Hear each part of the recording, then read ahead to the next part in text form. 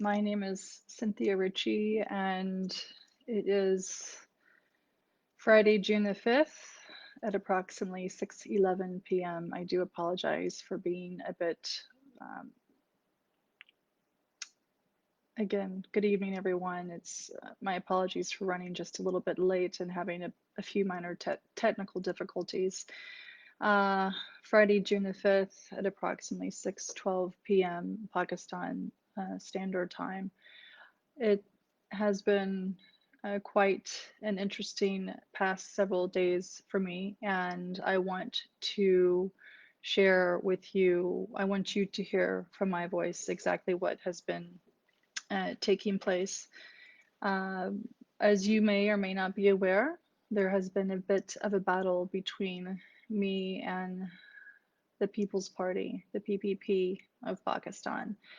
The reason they claim is because I posted a tweet that was allegedly defamatory in nature regarding the late Benazir Bhutto.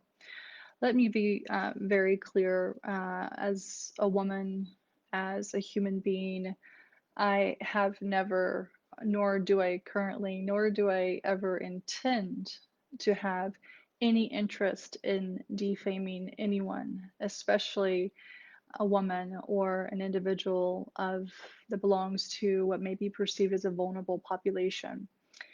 I have had many pleasant, wonderful experiences here in Pakistan, my second home, but I have also had some very negative experiences in Pakistan. And tonight I intend to share a bit about that with you. I will reserve some of the more graphic details because I do understand that a lot of my viewers may be underage. So I would encourage anyone under the age of 18 or any adults to not allow children to listen to this particular transmission because I will be including information of a more sensitive nature.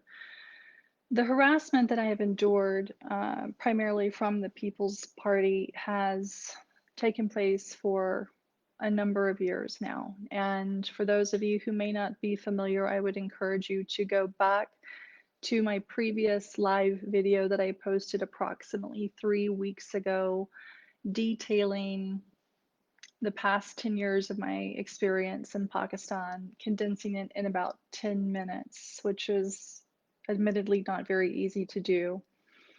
I have been in and out of Pakistan since 2009. I shifted here end of 2010, and I was invited here by the PPP, by the People's Party, when Zardari was president, Prime Minister Galani, Interior Minister Rehman Malik, and the federal minister at the time, Maktoum Shahabuddin. Initially, things were quite pleasant. I was very well facilitated.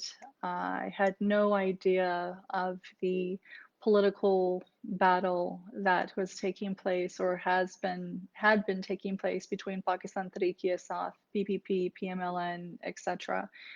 And because I had been assisting PTI gratis on my own time with their social media strategies back in late 2010 and 2011, I learned eventually that PPP was trying to draw me away from PTI. Again, please reference my previous video on this that I posted 3 weeks ago as it goes into a bit more detail. Tonight, I want to focus more on the allegations that are being leveled against me by PPP and the horrendous treatment messages, phone calls that I have gone through. This battle is really not about that tweet. This battle is really about individuals who know that I have a lot of dirt on a lot of people in this country, and it's primarily those who use and abuse others, particularly women and vulnerable populations. And I am one of them. Again, I will not go into graphic detail at this point in time, but Please be assured, everything that I have posted, everything that I have discussed on Twitter, I have evidentiary support of and for. Now, since Friday of last week, I have also filed an FIR, or excuse me, a report with the FIA. I am in direct contact with the Director General, and I have also asked that the previous investigator that PPP filed a report with be replaced, because when I went to meet him with an individual who also happens to be a diplomat, this investigator was neither neutral nor was he reasonably pleasant. He was extraordinarily aggressive with me. So I need for you all to know that I have, in all confidence and in good faith, done my duty as a resident here in Pakistan by following the letter of the law. I will also share with you, as many of you already know on Twitter, I have received countless threats against my life, rape threats, claims that PPP has my father. I have had diplomats listen to several of the most inhumane calls one could ever receive. We have numerous voice recordings, text messages, screenshots, including from those who claim to be PPP supporters from the Kingdom of Saudi Arabia and the United Arab Emirates. And at this point in time, I do wish to express my gratitude to the government of the Kingdom of Saudi Arabia, as well as the UAE, for handling the individuals who have been harassing me from those locations using those numbers in a very timely and efficient manner. I will, at a point in time of my choosing, go into more detail with the media as it relates to who I am. PPP is trying to stir up a lot of controversy, including the former Senator Ms. Sahar, if I'm pronouncing her name correctly. She wrote an open letter to the DGISI, the Foreign Office, etc., which was on apparently stationery that she should not be using.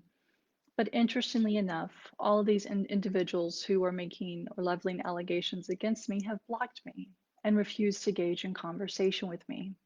If you had nothing to hide, why are you blocking me?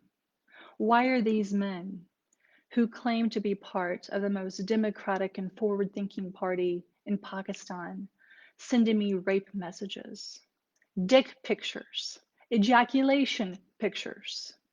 Why are these men threatening to rape me? Why are they asking for my location? I'll tell you why. Because in 2011, I was raped by the former Interior Minister, Rehman Malik. That's right. I'll say it again. I was raped by the then Interior Minister, Rehman Malik. I was physically manhandled by the Federal Health Minister, Makhdoom Shahbadin, and the Prime Minister, Yusuf Gilani, while he was staying at the President's house. I will be happy to go into more detail with the appropriate, neutral, investigative journalists. I have already shared this story with a handful of people whom I trust in case, God forbid, something happens. But I want the world to know. For all the young girls out there, for all the women who have been harassed, assaulted by men, for all the boys who have been harassed or assaulted, for those members belonging to the third gender who have been forced into a lifestyle that they don't want, who have been harassed, who have been raped. This is for you. For those who I've met who have not had the privilege that I have, who don't have the voice that I have, this is for you. I will no longer tolerate anyone who touches me inappropriately, who stares at me in a grotesque manner, and if I ever see another man harming or insulting a vulnerable person again, especially in this country, I assure you, I will do everything in my power to make sure you receive the full justice that you deserve. And so now I'm ready. PPP, you have attacked me for too long. You have created false accounts, trying to research my family, getting information from my sisters, who naively had no idea who they were talking to, and then leaking deeply personal family information on Twitter. You think I don't have contacts in the United States. You think I don't have contacts here or elsewhere to be able to track and trace what you are doing. For those who have called me a bitch because I have dared to stand up to you, you haven't seen nothing yet.